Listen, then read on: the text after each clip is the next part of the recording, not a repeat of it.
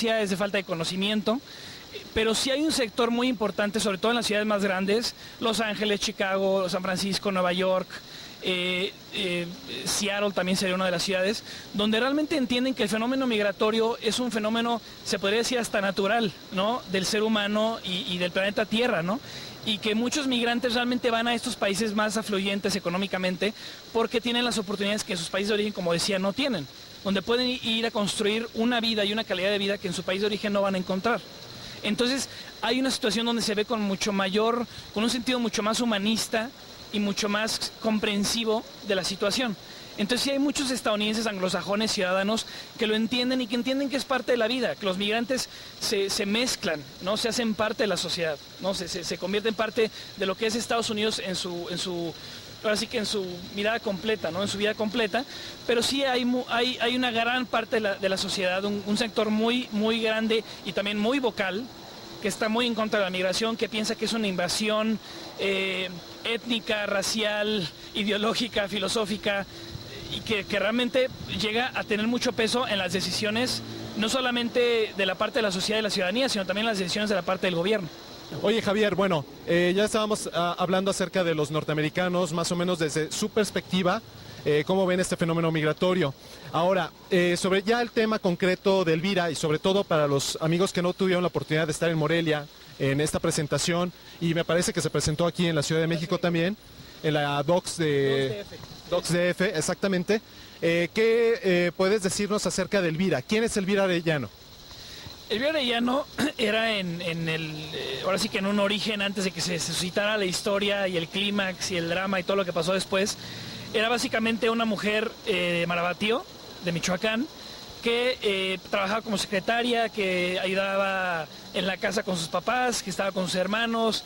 Era una mujer pues de mucha actividad, que le gustaba salir, que le gustaba divertirse, que era muy amiguera.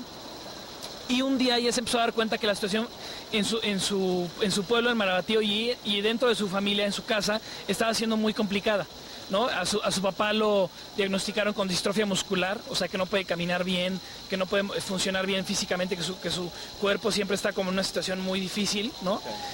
A su mamá la diagnosticaron con diabetes. Y estaban sufriendo mucho los gastos, estaban sufriendo mucho la parte económica en términos de su situación física, de la salud.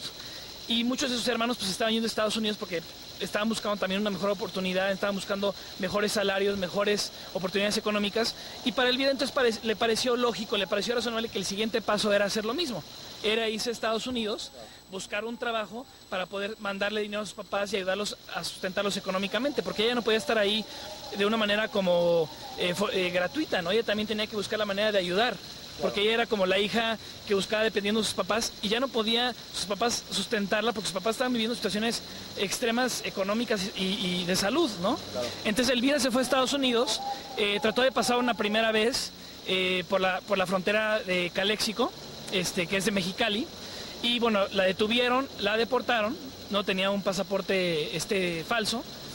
Volvió a intentarlo y al segundo intento lo pudo hacer, llegó a Caléxico, luego se fue a... Un accidente, no se crean, no pasó nada. Todo bien. Adelante, todo bien, todavía seguimos vivos aquí. Luego se fue al estado de Washington, estaba en Seattle, en el estado de Washington, tuvo un hijo, decidió ya afrontar, ella lo dice, su responsabilidad como madre, que me parece muy importante entender eso, y madre soltera porque se separó del papá, y entonces se fue a Chicago porque ahí tenía familia. En Chicago empezó a encontrar oportunidades de trabajo, que es lo que los migrantes hacen, no hacen otra cosa, trabajar más que trabajar, y empezó a limpiar aviones en el aeropuerto internacional de Chicago, que se llama O'Hare, a limpiar casas y a cuidar a niños. Entonces básicamente su jornada de trabajo era insaciable, ¿no? Ella trabajaba de lunes a sábado, el domingo era el día libre, tenía muy poco tiempo para estar con su hijo, su única y mayor preocupación era su hijo. Claro. Es el amor de su vida, es el amor de la vida de Elvira. Y entonces ella empezó a formarse en la comunidad, empezó a formar su vida en la comunidad. Saúl, que es su hijo, ya iba a la escuela, ya tenía amigos, ya eran parte de la comunidad, como millones y millones de migrantes. Pero, para la desgracia de Elvira y de muchos migrantes, sucedió el 11 de septiembre.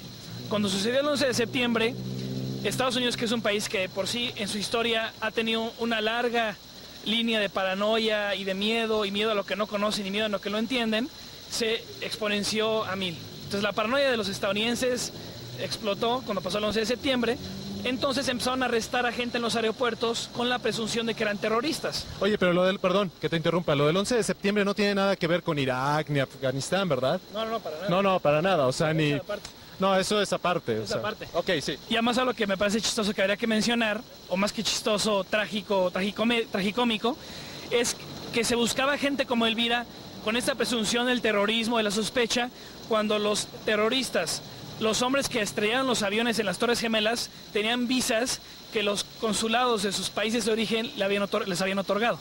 Wow. Con papeles, ¿no? O sea, no es lo mismo. Elvira no tenía papeles.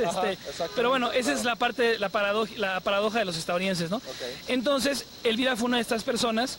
Llegaron una noche ahí en Pilsen, que es el vecindario mexicano en Chicago, 8 oficiales federales a su casa, y preguntándole que si tenía armas, que si tenía permiso para portar armas. Elvira, estaba sola en su casa con su hijo Saúl, y pues no entendía de qué estaban hablando. Cuando reconocieron que ella era una migrante indocumentada, una ilegal o illegal alien, como le dicen en Estados Unidos, la arrestaron por eso y la llevaron a la corte, y pudo salir con libertad bajo fianza. Pero entonces lo que empezó a suceder fue que la propuesta que le daba el gobierno del estado de Illinois, y el gobierno federal es: ok, a ti te deportamos, pero tu hijo se queda en Estados Unidos con el estado, porque tu hijo nació en Estados Unidos y es ciudadano estadounidense, pero tú eres un ilegal. Y aparte, le dijo una jueza muy elocuente y brillante: usted es una criminal, usted vino aquí a aprovecharse de las leyes, usted es lo peor que le pasa a este país, usted es porque los migrantes vienen aquí a aprovecharse de Estados Unidos.